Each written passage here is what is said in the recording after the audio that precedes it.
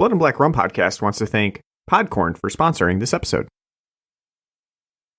You know, as small independent podcasters, we don't have a lot of time to spend looking for sponsors since we're using all of our free time to either watch films, make the podcast, or promote it. That's why Podcorn seems so appealing. Instead of having to search for sponsorships across the web, we're able to see a dashboard of sponsors and apply for sponsorship right on the spot with the ability to tailor content to fit our listeners.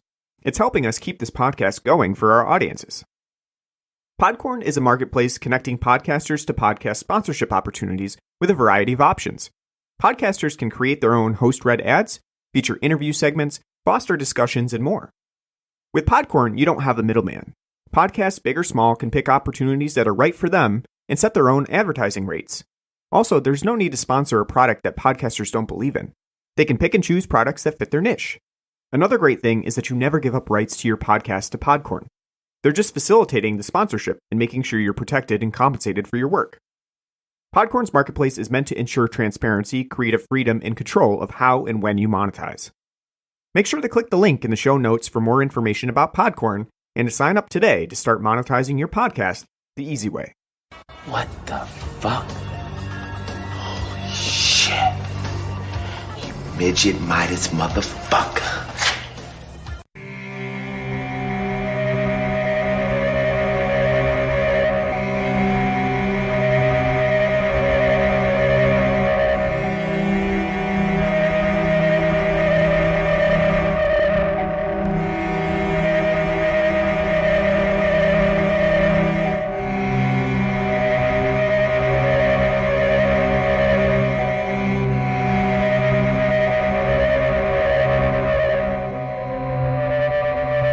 This is the Blood and Black Rum Podcast.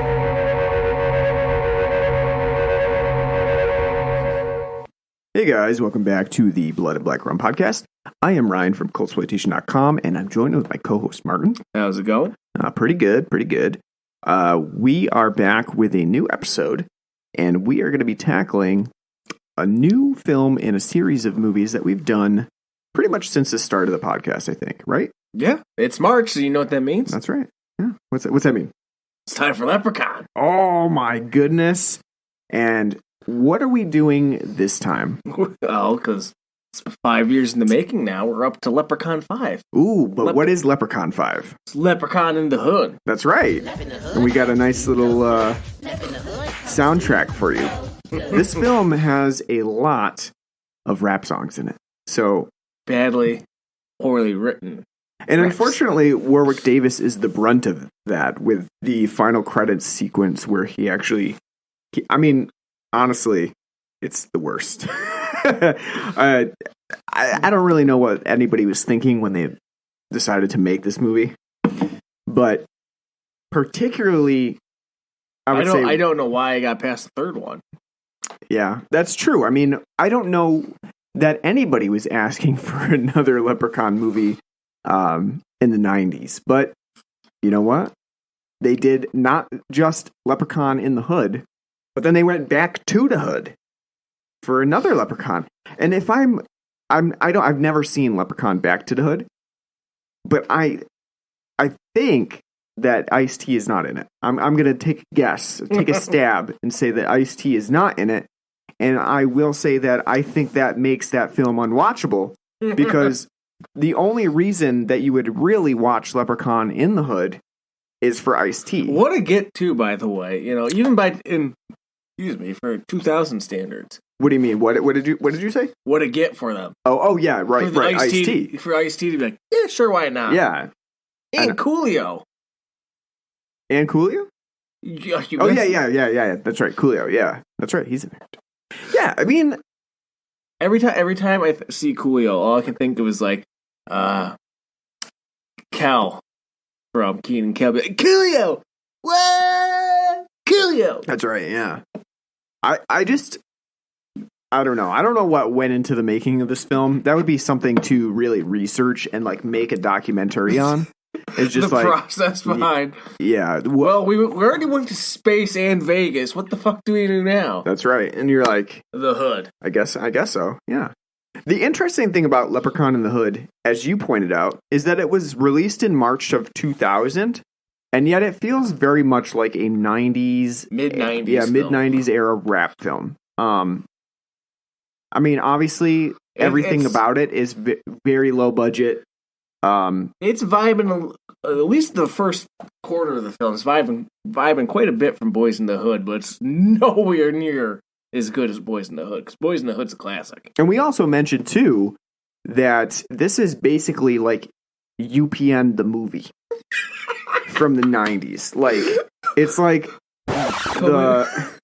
it's like the epitome of what was going on UPN for TV shows in the 90s. After Thursday Night SmackDown and Moesha coming up, Leprechaun in the Hood. That's right. And that's not, I'm not saying that. I don't know what I'm saying, actually. I mean, I'm saying that it's pretty poorly done.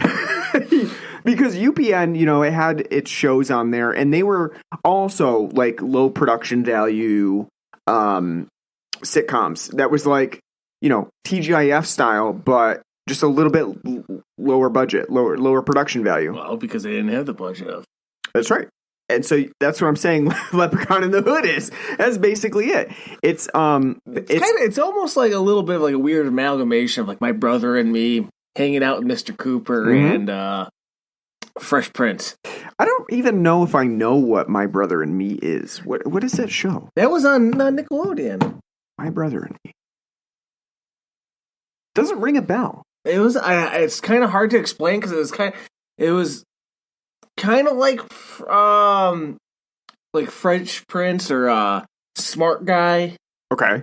That one doesn't. It's from the early 90s. It's no. I mean, the kids aren't as old as like Will and Fresh Prince, so it's more like middle school. You said Nickelodeon? It was yes, it was. It used to be on Snick. Okay, all right. Who was in it? I'll look that up for you. Was it a black family show? Yes. Okay. Yeah. Huh. No, that one doesn't really ring a bell to me, and that would have been prime time, Ryne time for Nickelodeon at that point. But what basically Leprechaun in the Hood is ran from 94 to 95. Okay. And was did reruns until 2000. That was the logo for the show. Okay, the logo looks familiar. Like a Kwanzaa-esque logo going on. That looks familiar. Like Pan-African. I don't know if I ever watched it, to be honest with you. It only had 13 episodes. Oh, okay. So it wasn't even that. It only lasted the season, but I remember it being on all the time, like during like All That and, Are You Afraid of the Dark? So what we're saying is Leprechaun in the Hood is like a mature version of those shows that were on Nickelodeon and UPN in the 90s. And if you thought that the production values on Leprechaun 3 and 4 were bad, then just get a load of Leprechaun in the Hood, because I would almost say this is an upgrade. You think so? Almost. How ye forget how crappy the production values were for Leprechaun in Vegas and Leprechaun in Space? Well, to be fair, I think that Leprechaun in Space would show the poor production values more because, and honestly, I don't remember a goddamn thing about Leprechaun in Space. I don't remember a thing about it because we watched it last year, and I totally don't remember it at all. But if you think about Space, the production values on that, you have to. I mean, there's a lot of sets in there that would involve people actually, doing some background design. Whereas Leprechaun in the Hood is like literally you can go out and film in the hood.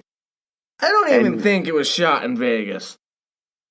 I mean, not Vegas, Los Angeles. This film? Yeah, no. I don't know. I don't really. They made it just look like generic janky town, Yeah, they did. Yeah. Leprechaun in the Hood. In fact, it's probably shot in like a suburb or something, out by like Warwick Davis' like suburban home, like And they just did set design for it. Yeah, yeah. You know what? I mean, I've seen Leprechaun in the Hood one other time prior to this. Didn't like it then. I didn't like it now. And I think part of that comes from, excuse me, Part of that comes from the direction, and that this film is a 90-minute film that feels like it just runs forever. It doesn't end, and just when you thought the last rap battle was done, there's another one that's just waiting for you. There's another one. I think that's a nice theme, though, from Leprechaun films as a whole. You think you're like almost at the end, and you realize, motherfucker, it's only 45 minutes. That's true. They feel like they should be like just like these really bad like Tales from the Crypt episodes that just like 30 minutes. Yeah, if you remember, I think we talked about it in Leprechaun 2. Like, we didn't mind Leprechaun 2 so much, but it was just, we said again, that it's overly long. It's like way too long. The last third was a drag. Yeah. It's like a way too long Tales from the Crypt or Tales from the Dark Side episode that just, you're like, okay, they didn't cut it enough. Leprechaun in the Hood is like that, and as you said, the beginning of the film is actually not that bad. Mostly because it's copying other films of the hood aesthetic of the 90s and the rap elements of 90s black film. I would say though, even by like 2000, it's like comes off as like super dated and it's like when we reviewed Halloween Resurrection, and it's blaxploitation effort. It's almost like you missed the boat already. Yeah, like your references are about 4 years old, and it's a world away, especially in the internet age. Yeah, and that's how this comes across here. Is like the rap songs that they're doing is like from like 1990. They might as well just have go back to the 80s and have like Grandmaster Flash come out like, don't push me, 'cause I'm close to the edge. That's pretty much this film is like that, just worse. Well, you got Postmaster P saying he's about rapping to save the hood, positivity. Yeah, being like Hulk Hogan, say your prayers and eat your vitamins, but yeah, which is nice and all, but Lawrence Fishburne was doing, he wasn't rapping in Boys in the Hood, but in 92 when that movie came out, he was the father figure telling you about things that 30 years from now, like today, like gentrification, what that is. Yeah. And others, and trying to save the hood. This film is like a Spike Lee homage, but way poorly done. Well, how do you think Spike Lee would have felt? Tongue in cheek. Yeah, tongue in cheek, but also, we'll talk about it a little bit as we get into the film, but I'm not really sure what the theme of the movie is. So we'll talk about that when we get in. First, let's take a break, though, and talk about the beer that we have on the show, and I'll let Warwick Davis play us into that. Love in the hood comes to do no good. Love in the hood comes to do no good. Okay, yeah. I'm going to just use that. I'm going to use that all the time. I'm going to use that throughout the whole show. And if you haven't noticed, we've kind of upgraded our system a little bit. We have a soundboard now.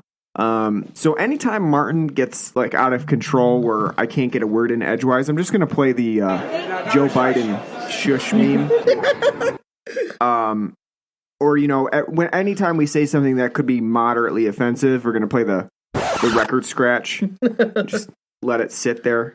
We'll come up with more memeable sound effects as we go along in next episodes, but we've upgraded a little bit. We got a soundboard now. So it's going to be all fun and games from here on out. I really want us to start doing this at 5 in the morning. Oh, right, like a morning show host. Hey, we're back.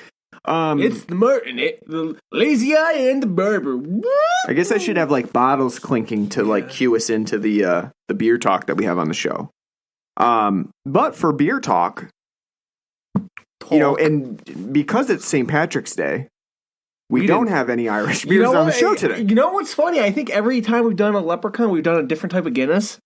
Yeah, I think that's probably accurate. But this year they have not bandied out some... Nothing that we haven't had before, nothing that we haven't covered. Well, usually maybe they learned their lesson. Yeah, because we did those... The Irish, I think, last time. Right, yeah, we've done a few... We've done their IPA and the special... The American Blonde. What are those special ones that they released? The anniversary pack. Anniversary pack with Yeah, we've done all of those. So it's what do you do now? I mean, we've done all the ones that we've already done before, so we can't have those on the show again. So you know what we did? We just didn't even bother. We could have done like Smittix or something like that. But we didn't even bother to do anything Irish this year. I just had a pack that I bought on the whim. And I said, you know what? We'll do that one this time on the show because we haven't had it. Well, I mean, I was going to get something, but you're like, I got this. And I was like, great, save money. Yeah, might as well. I got a 15-pack of the Goose Island Lost Palate. Now, let me ask you something. Mm-hmm.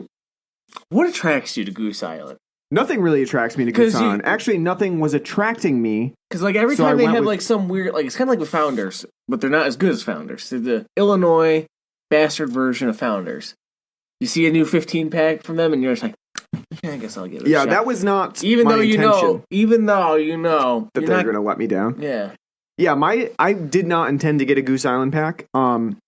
So a couple things sway me. One is that Goose Island was on sale for a 15-pack, so I was like, you know what? I'm going to get 3 more beers for the same price. I'm going to get a 15-pack. The other was that nothing was calling to me.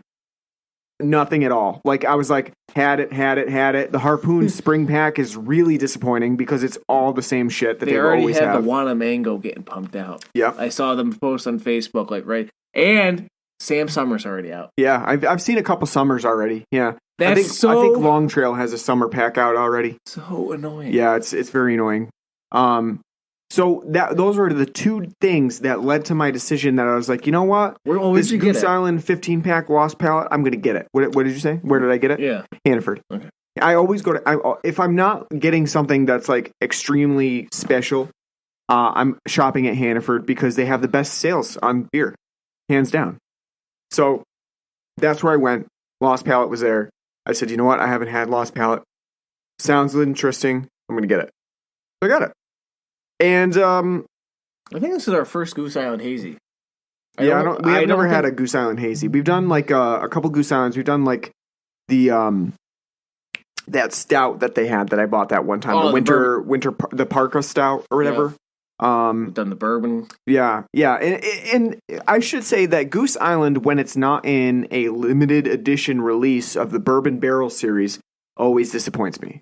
Which is funny how that works. Like, you know, they can release like a really good, stout series, and then when it comes to the rest of the stuff, you're just kind of like, eh. Yeah, they just like, it seems like they don't put any effort into those regular releases. I don't know if it's that or if it's just maybe the water up in Chicago. I don't know, but I mean, because even I almost feel like ever since we've been able to drink, Goose Island's been regularly available around here. Maybe not as much as like all their offerings.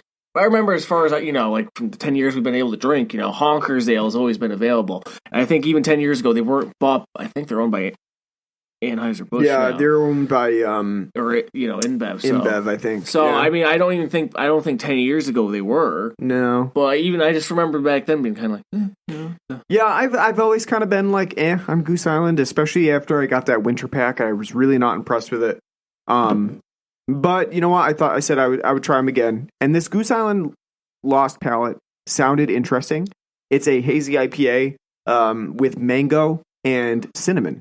And so the cinnamon actually was the one that stands out. Really the hazy IPA. The mango is what reels me in. Oh, because that's like for me now. Like that's like the defining thing. Like I love about like juicy IPA, the NIPAs now. How like mango-y and juicy are you going to get that fucker? Well, actually, that's why I wasn't really concerned about the mango so much, because I was like, oh, that's pretty standard for a hazy IPA.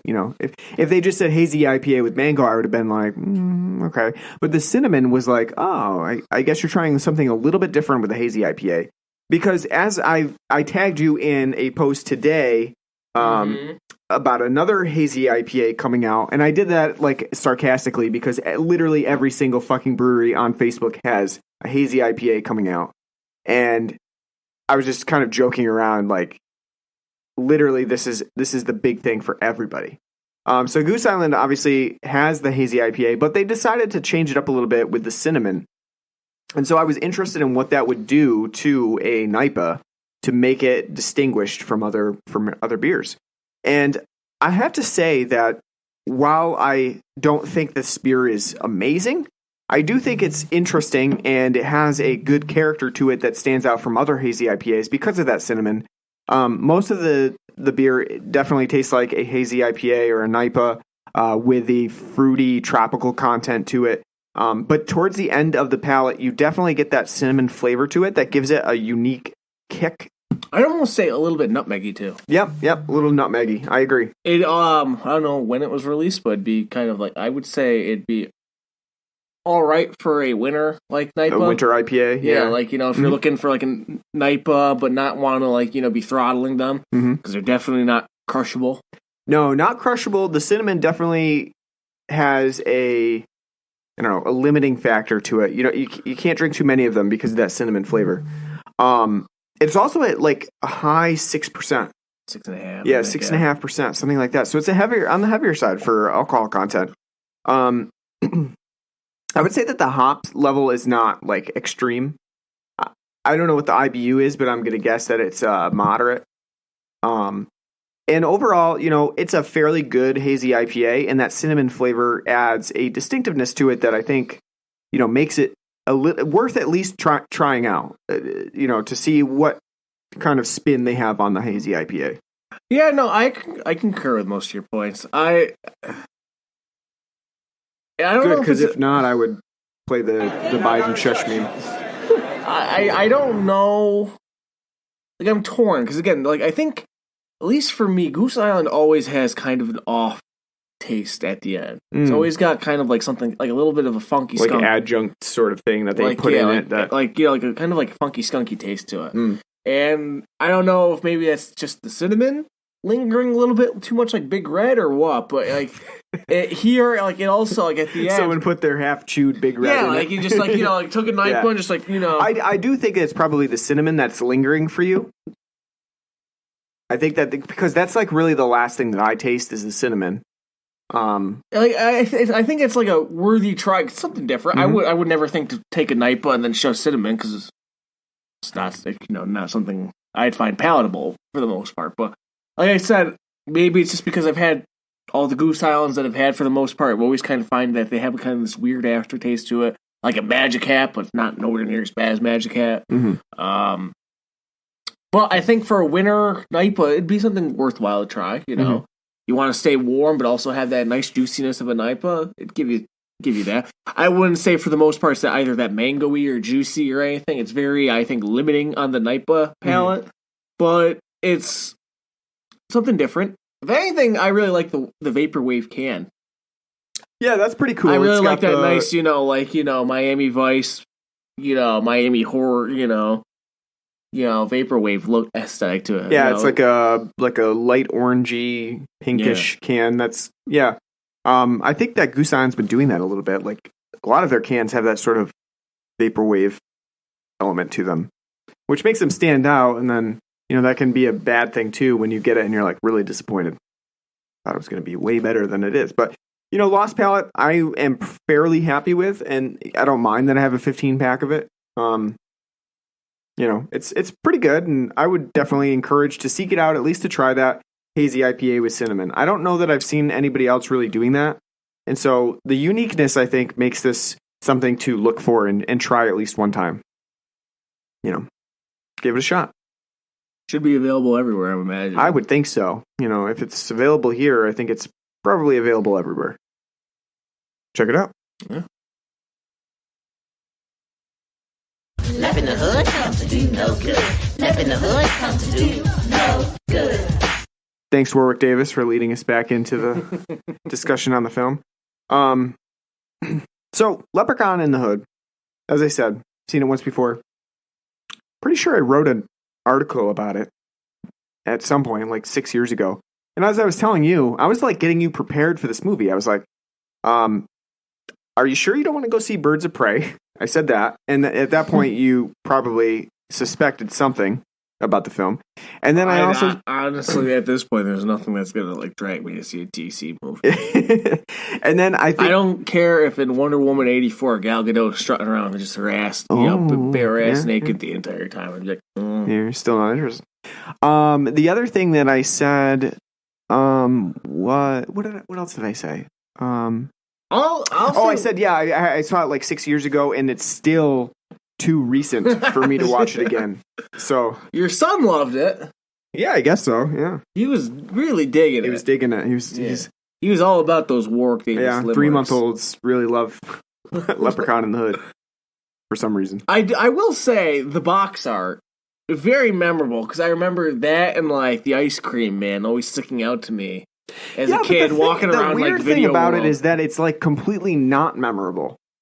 I understand what you're saying in that like as a kid you found it memorable. Like you look at it now and you're like, oh, nostalgia. Well, I remember that from being a kid. But no, I mean like if you're looking at it now with no memory of it at all, you'd be like, this is really fucking bland and nothing. Yeah, because that's what I was going to say. The poster artwork is like every single film that came out. Well, not only that, I'm pretty sure the picture of Warwick Davis is from Leprechaun 1. I'm sure that's not updated. And isn't the opening sequence in this film from Leprechaun 1? I think it's from like Leprechaun 2. Or Leprechaun 2. One of them, I think they reused it because I was like, this does not look like, the production values on Leprechaun in the Hood in that opening sequence. I'm like, I feel like I've seen this before somewhere. And it's probably it looks like Leprechaun 2 because in Leprechaun 1 I think they start off in that fucking wishing well. Yeah. And then I think in Leprechaun 2, it looks like the cave system that they go into in Leprechaun 2. I think you're right. Yeah. I think it might be Leprechaun 2. Yeah. Which is how you know you're in for rip roaring good time. If the laziness that you're presented with right away. 3 films, like, all right, what assets do we have we can reuse? Right? But I mean, I really do. I don't know why. I just always remember like the box art to Leprechaun Back in the Hood and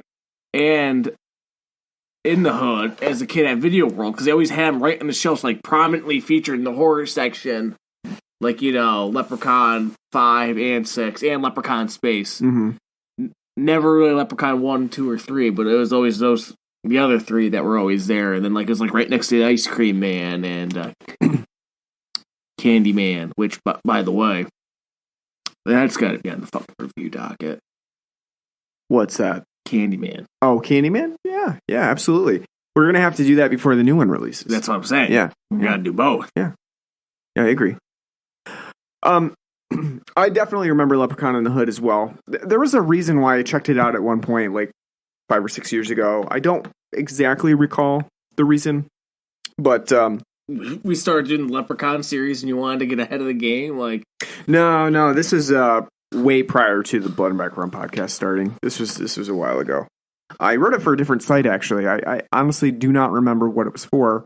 Made some sort of comparison. I don't even remember. But you know what? The same issues that I found the previous time still apply. And sometimes you revisit a film that you thought was really terrible, and then you see the some of the humor that might have been missed the first time, or you enjoy that it's so bad that it's good. And for about 30 minutes of Leprechaun in the Hood, you could maybe be forgiven for thinking that this film is so bad that it's good. It's got a little charm to it. It does. I think the first 20, 25 minutes, there's some charm to it. And as tacky and hokey as it is. You're right, and especially that beginning sequence where they have Ice-T and another guy with their afros and picks in, and it's like 1970s blaxploitation element to it. The only thing that would have been better is if they could have gotten Pam Grier in there, which would have definitely been a tongue-in-cheek throwback. But I think that's I just hate the fact that they had Colt 54. Yeah, they had to change the name there. You could have kept Colt 45. No one's gonna come around and say like, you can't use Colt 45. You think Billy D. Williams is gonna pop out and be like, no, you can't. You can't use it. Yeah, I agree. They should have just, if they were going to use the reference, they should have just gone with it. And a burger. Yeah, there's a 6-pack of malt liquor and a burger. If they were going for stereotypes, they should have they should have went for it. They shouldn't have just. Do you think Ice-T was like, yeah, malt liquor, and then they're gonna put out like fried chicken in one? He's like, whoa, that's a little too racist. I had to play the record scratch there just in case. I'm just saying because sarcasm. You know what they're going for. No, I know. It's like. I know. If you're gonna be that blatantly fucking stereotypical, then go the whole route. Yeah. Don't have like In-N-Out burger there. And actually, you know what? They're really they missed an opportunity because I think it'd be a lot more interesting if it was a true 70s blaxploitation film. In the vein of like once the studio's got a hold of like, yeah, we can make money off of this. Yeah, like having white directors. Yeah, and like for the blaxploitation films. But what they're really intimating is that Leprechaun is racist. He's like, all right, I see these two black guys coming in with their afros. What am I going to lure them in with? Well, how did Colt 54 and a burger. Well, how did he get there to begin with? That's another question. Is like, why is he in this space? I'll say, I do not remember anything about Leprechaun in space. I'm pretty sure Leprechaun in space took place in like the year 20XX, like all that. Yeah, I don't remember how that film ended or anything. I don't. But either. I have no idea. But you're right. How does Leprechaun get from wherever he is to this ramshackled, dilapidated, just generic, like, it's not even like, I don't even know what it is really. It's like, it was like a flop house. If anything, it looks like, like the original Mortal Kombat movie when like Liu Kang's like fighting, not the original, and like Annihilation when like Raiden's fighting a reptile and like just a random amphitheater that has like bricks lying around that he starts throwing them all through. Because that's what it is. It's like, well, like, where the fuck are you? The setting is unclear. Yeah. It's just like in a random flophouse thing where they burst through a wall looking for a flute. Yeah, a flute. And they find Leprechaun statuesque. With a pot of gold. Yeah. A literal garden bucket. Not like not an actual pot, but like, here's like, a water bucket that's filled with, this chintzy looking crap. Yeah. And then he's also got an amulet around him that turns him to stone whenever it's put around his neck. Now, I can't remember if that's a new feature or not. They've changed the lore so many times up to this point. Like, I feel like there was always something that could stop Leprechaun. Yeah, but it was coined like in the first film. That's true. There was. Yeah, it was like, I don't. And the flute is definitely new to this film as well. And how did Ice-T know, like, out of all this fucking pot, gold shit, I just need his flute? I have no idea. The film doesn't make a lot of sense, if we've already made that explicitly clear.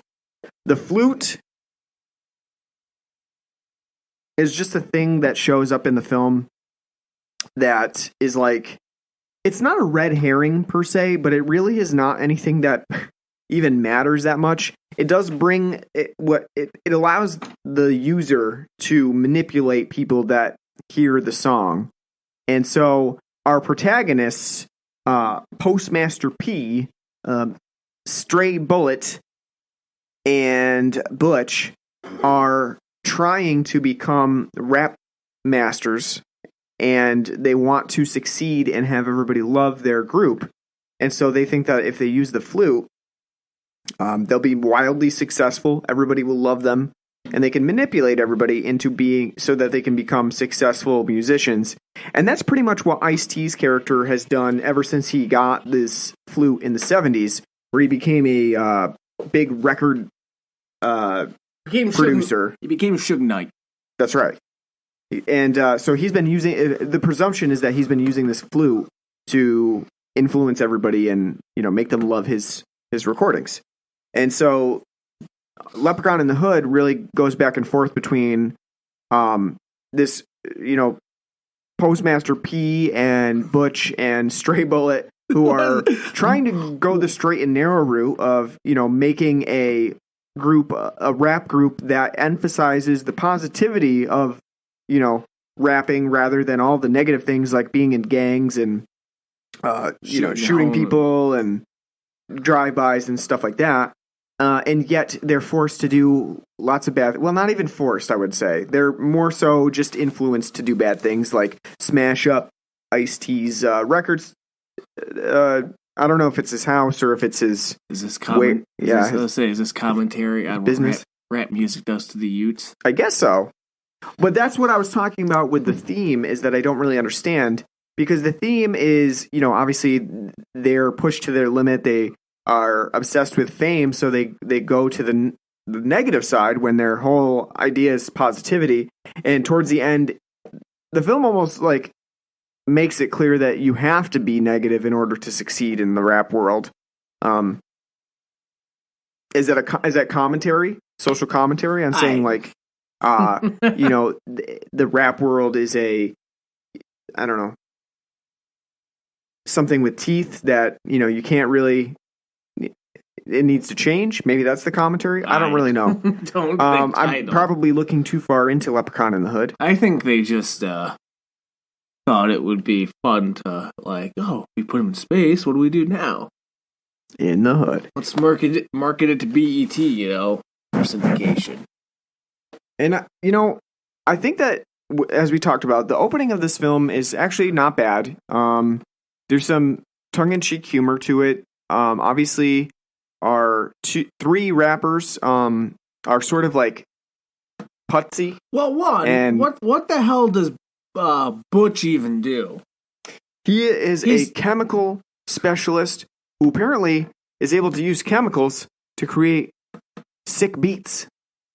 As far as I can tell, that's what his job he's is. Supposed to be like kind of pyrotechnics. He's kind of supposed to be like the DJ, but at the same time, it's like he ain't doing shit for If you see it like at the beginning when we first meet them, and he's doing some like pyrotechnics show in the background, which explodes the stage at a wedding reception. Best part of the film, them fucking getting flown off like it's a Death Wish film from the explosion. And at that point, you know what you're gonna get. You're getting terrible production and bad special effects and jokey, because I think there's even like a cartoonish sound effect that's played, like a or like they do like that in this, because you have every time someone gets electrocuted, like it's nearly cartoonish in the portrayal of it, and so you know what you expect from that opening moments.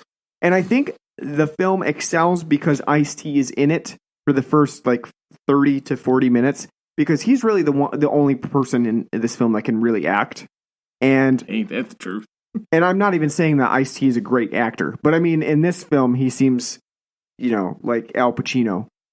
I don't know. I always thought he was pretty good at SVU. Well, it's possibly the direction in here too.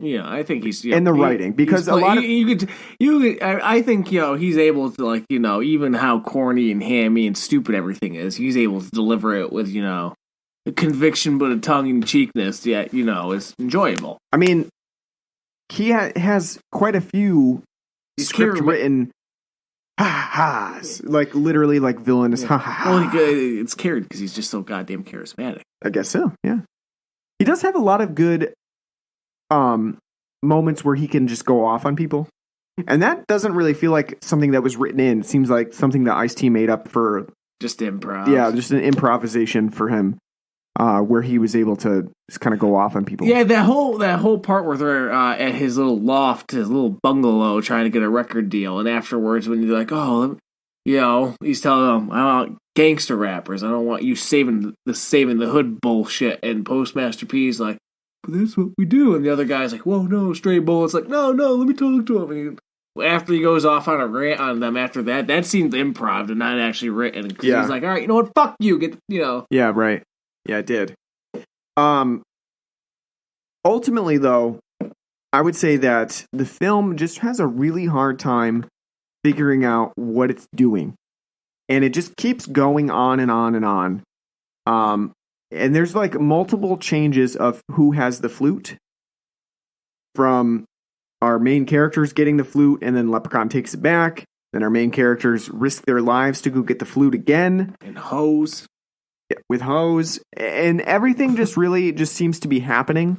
And the film doesn't really have much of a direction to go through. Not only that, the Leprechaun's like the most boring in this film. Yeah. Compared to like the rest of the films, like he's just there they had Warwick Davis for 5 minutes and just say a little limerick, and he like says his little thing like, that's the Leprechaun. It's not creative either. If you remember like some of the best moments from Leprechaun 2, was that they were creative in the ways that they had Leprechaun commit murders. And in here, it's really not creative at all. And we don't even see it. And yeah, in fact, in this one, he gets force powers because the entire film, all he's doing is like Jedi mind trick, like controlling people. It's like, well, when the fuck could he start doing that? You know? Yeah, and that turns their eyes green, and they do whatever his whims are. And shitty as all hell. And all he wants are hoes. He just wants basically a dive bar, strip club to himself to be able to perform Lep in the Hood. Love it. The song is amazing because it seems like someone spent literally 1 minute writing it. And even the actual performance seems like they did it in one take because it's like completely off beat. You know, like everybody's singing kind of off beat, and they were just like, "Go with it." You know what? That's it. You know, this is for the credits anyway. So we're out of film. Yeah, we're just roll it. It's fine. It really is. That whole part's just really taxing to watch. I would say, yeah, the last like 30 minutes. I would probably. Yeah, I thought the film was over after their Stray Bullet shot himself in the head. I thought like, all right, we're getting to the climax. And it's like, no, we got another fucking 30 minutes to go. Yeah, yeah. The last 30 minutes is really difficult to get through. It is one of.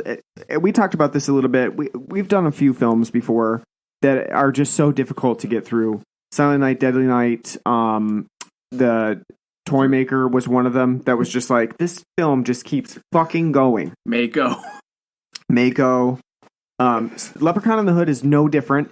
And if you've ever been in that situation, it's worse than watching a long movie, like a 2.5 hour slow burn movie. Well, it also doesn't help either that like if I were watching this in the theater, it'd be a little bit more forgiving because it's like, I'm not gonna leave. But when you're sitting on the couch watching it, it's like almost like fucking. You're like, I could just turn this off right now. I could, there's no commitment. Just click. Especially go on your merry way. Especially because the final scene is just so. There's no. It doesn't end. There's no conclusion. There's nothing that's you're like. Come from it. I'm glad I stuck around. I think it's the one Leprechaun film where he wins at the end. Yeah, I mean, there's always that. Well, last scene where it's like, oh, Leprechaun's not dead, he's coming back. Yeah. But yeah, here it's just clearly like, yeah, I have my own shitty knockoff GTA bar, and I'm like, yeah. And honestly, it makes everything else that happens in the film seem really pointless. Like, why did we watch all of that? There's no point to it. I now feel dumber for watching the last 80 minutes of this movie. And I really do think this film is not benefited at all by the fact that Warwick Davis is at like his lowest tier. Yeah, I don't blame it as much on him. There's just no material for him. Yeah, there's nothing for him to work with. The limericks don't even really emphasize like the puns that he's kind of known for in the previous Leprechaun movies. And he doesn't kill, and as you say, he doesn't kill anybody in a creative way at all. It's not like the first two films. Here it's just like, random hand through your stomach, and that's it. I also think like some of my favorite moments of this movie is that a lot of people meet Leprechaun and they just treat him like a normal person. There's one guy that calls him a boy, that it's not Halloween. There's other people that just like sort of see him and are like, treating him like just any old person off the street. I don't know. It's just really, really difficult to sum up how disappointing this film can be and how difficult it is to get through the whole thing. I know that Leprechaun 3 was really hard for us. That was a very difficult film to get through. Well, I don't know if Leprechaun in the Hood is worse than that or not. I think the only reason we got through Leprechaun 2 is because that awesome ding, ding, ding. That's right, yeah. The montage. Yeah. Nice Black Crowes, Soundgarden. And to be honest with you, we only do the Leprechaun movies now because it's tradition. If it was my way, I probably wouldn't do Leprechaun in the Hood or Back to the Hood, even though I've never seen that one. No, I concur. I don't want to watch these movies. We don't want to watch these movies. We just do it because it's tradition, and Blood and Black Same Rum thing. podcast subscribers want to hear. Did anyone want us to do Silent Night, Deadly Night Part 3 and on? No. No, but we did them. But, it's tradition. Hell, you know what we're going to have to do come the fall? We're going to have to do all the Saws again. Oh, record scratch that. I don't want to do it again. But yeah. Fine, you know what? We'll just do the Costas Mandalore trilogy. There you go. The important ones. If you're listening, I think people like to listen to these shows to just hear how difficult it is to talk about them. To talk about the movies in any meaningful way other than just making fun of it or try. And especially with Leprechaun in the Hood, it's even hard to make fun of the movie. It just doesn't. There's nothing that's really stand out about it. Either that's so easy to make fun of or that's interesting to point out. I guess maybe the one interesting thing is that it sort of has a weird fascination with transsexuals and cross-dressing.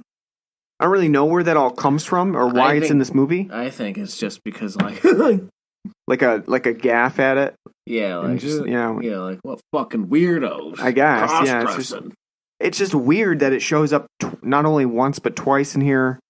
That it's a main part of the finale of cross-dressing and becoming, infiltrating Leprechaun's lair, especially when Postmaster P has like rippling muscles. I don't know. It just everything about this movie is just like makes you question like where did this idea come from? You think it was like Warwick Davis? You know what's funny? Really, butch women. I would be interested to like, just have Warwick. I would be interested to just have Warwick Davis talk about how he feels about each film in the series. Like what he thinks about each film. I'm sure him and Carl Pilkington had very in-depth discussions as they were traversing the world. If I had a chance to speak to Warwick Davis, that'd be my question. Like, how did you feel shooting Leprechaun in the Hood? Like, what attracted you to the script? Split page. Was it that your name was already on it? Somebody wrote your name on the script, and you were like, I guess I have to. I would say you would love like blunt honesty for them to, because you know how even like the most shittiest films are always like, oh, the script really appealed to me. It was so right. Just be like, no, the fucking paycheck. It's okay to say that. I imagine that this has to have been the paycheck. And I but imagine the funny thing is that Leprechaun in the Hood could not have had a huge paycheck. I don't know. I don't know what the budget is. I'll look it up. But yeah, well, what the fuck else was Warwick Davis doing that during that time? That's true. I just can't imagine that there was much of a budget to give Warwick Davis a lot of money to do this film. But you know what? Maybe he's also into tradition and continuity. He just couldn't stomach anybody else being Leprechaun. He just had to do it. Even though he thought it was total shit, he had to do it. Be like Robert Englund and right. Like, it's the legacy, and you just have to do it. Robert, we can only give you $20 and a ham sandwich. Yeah, but I can't see anyone else doing it.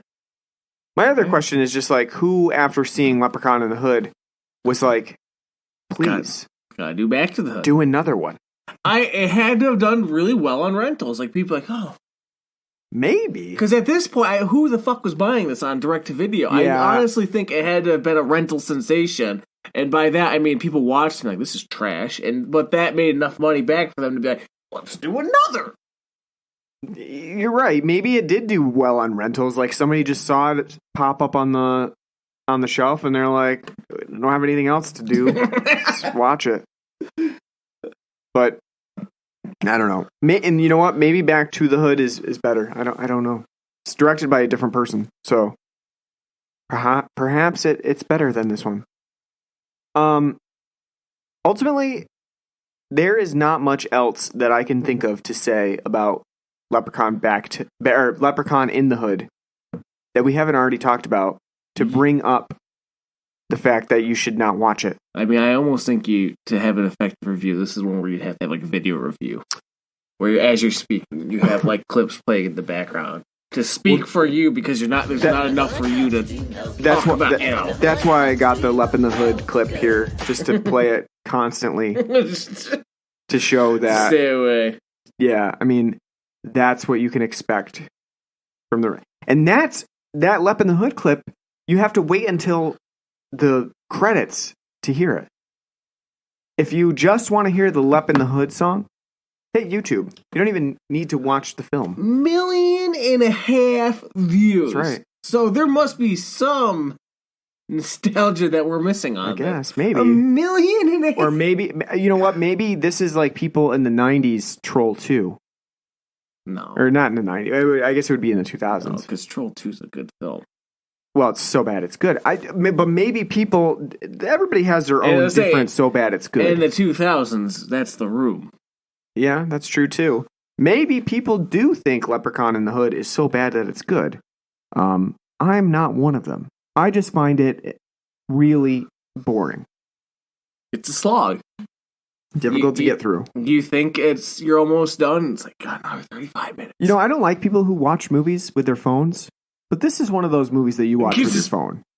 Put on the background. That you're like, and as you're doing other things, like, you know, yeah, you're like scrolling through porn, trying to find your porn video for the night, you know, while you're watching this, doing two things at once, because, you know, you're not going to get it from Leprechaun in the Hood either. The best you're going to get is a dude crossdresser who takes his top off. So he was ripped shit. Yeah. We both were. That's right. Do you have anything else productive to say about Leprechaun in the Hood? Not really. I don't either. I feel like these are the hardest episodes. These are very hard episodes. You're literally digging for, like, what can I say? And then you also feel bad because you're like I tend to feel a little bit bad because what if anybody that was in this film or like the director Rob Spira listens to this episode and they're like, they didn't find anything good to say. They couldn't find one. Well, this also as well as like quite a few films we've done where it's like there's nothing of value, but it's also not anywhere near being either angry, or you know, despondent about. So it's like you just sit here whole humming like it's a bad film. I don't know, you know. Yeah, this is one of those ones where there's just not much to talk about in it. You could talk about how there's like 6 different rap song music videos that occur in it. It would have been even better if, like every time they had a song, like it broke into like a early '90s, like black and white, like Marky Mark and Funky Bunch, like you know, like an actual music video. Yeah, style. like you know, like it has on the side, like you know, like Leprechaun TV. I mean, it's basically like a series of music videos with a storyline. That's what they were going for, I guess. Oh, we didn't even mention that Leprechaun smokes weed in this. That he's obsessed with smoking weed. And that he smokes a joint that has four-leaf clovers in it. That is, for I guess now in this film series, it becomes a weakness of his. I don't know where that came from. I don't think that was ever a thing where it was like, you know, obviously it's folklorish. There's no, you know, 4-leaf clovers and St. Patty's Day, but there's no continuity for Leprechaun because in the first one too, like Silver, like he's like almost like a werewolf, like Silver. Yeah, something like that. Yeah, there's just absolutely no, and then, like there was never like he could just touch somebody and they become his slave too. Yeah, that's all. I don't know. A little. It's all fucked up. No continuity whatsoever. I guess that's it then. I don't have anything else to say. Soundtrack is middling. Nothing too much to speak of. Warwick Davis definitely is probably not impressed with this one on his record. And as I said when we watched this, I don't know if anybody that was in this is like got this on their resume when they're, you know, going in for another acting gig. Ice-T is just buried under 20 years of SVU. Oh, yeah, Ice-T doesn't care anymore. Like, yep. Ice-T doesn't care. On the 28th season of SVU, He probably... I don't even know. Does he talk about Leprechaun in the Hood? Who knows? Who the fuck knows? I don't know. At this point, probably.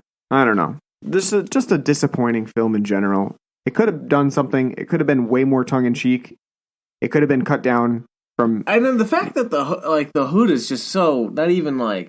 Very generic. Yeah, it's just like down, you know, crappy parts of LA with pawn shops. Yeah. Ooh. It's very generic. You know, there's, you know, LA's a big ass fucking area. You could have really, you know. Yeah. made something of it. And you're right. I think the idea they went with like more like the blaxploitation route with the 70s and like kept it like, like that would have been fun. It would have been a like, fun movie. Like Ice-T running around with a fucking afro. There would have definitely been, it would definitely have been more tongue-in-cheek than what we get, because I feel like Leprechaun in the Hood is meant to be tongue-in-cheek, but it oftentimes doesn't even feel that way. It's not doing it right. It's so bland that it doesn't even feel like it's, riffing off of anything. Just that opening sequence that was the blaxploitation element, and if they had gone further with that, I think that they could have had more fun and really showed, a more tongue-in-cheek approach to Leprechaun that could have been a refreshing change to the formula. Yeah, I agree. Unfortunately, what we get is just really generic Leprechaun. If you haven't liked any of the sequels to Leprechaun, then you certainly are not going to like Leprechaun in the Hood. It's a really special person that's going to like Leprechaun in the Hood and think like, you know what, this is going in my canon of films to watch every St. Patrick's Day. Gonna sit down with some corned beef hash, nice pint of Guinness, and watch Leprechaun. Leprechaun in the Hood again every year. Yeah, this is not one of them. The time-honored tradition. You know what? I got to get one more in, so I'm going to play Lep in the Hood one more time just to get it in there. And then we have to give Leprechaun in the Hood a rating. So, trying to think of a 10. Yeah, I'm trying to think of a rating scale for this one, because is there anything that really stands out?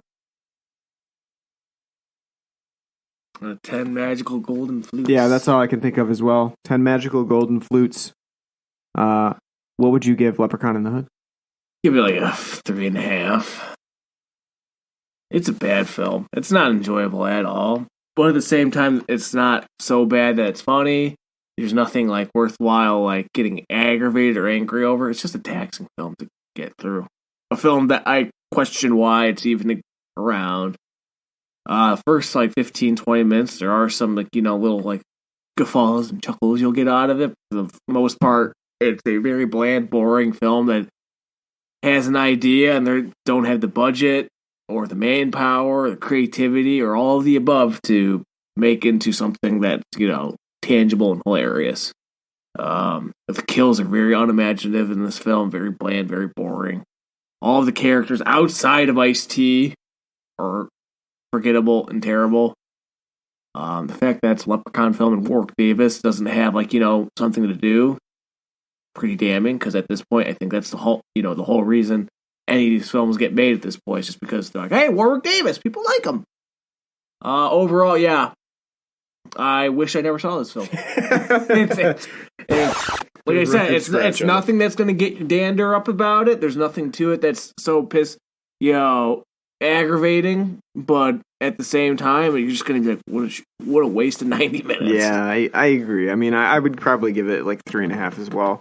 It's really, it's one of those films that it commits the ultimate sins, is that it's boring. Even if though it's bad, there's nothing about it that's even redemptive to be something like, to be a reason that you would watch it. I guess maybe just Ice-T. If you just were to tune in to clips of Ice-T from Leprechaun in the Hood, you might be swayed to think like, out of context, this film might be okay to watch, but it's really just Ice-T doing the work. And he's not able to make lemonade out of it. He holds his own, but really that's the only reason to watch Leprechaun in the Hood. And that's unfortunate, because Warwick Davis should be able to at least get some of the puns and things like that he's known for from the other Leprechaun sequels, and really they just didn't really have anything for him to do. And also his special effects and makeup is not really that good either. As if you've seen any of the other Leprechauns, you know that it's fairly inconsistent in how he's portrayed, and this film is no different. But if you find Leprechaun smoking weed funny, check out Leprechaun in the Hood. It might just have what you're looking for.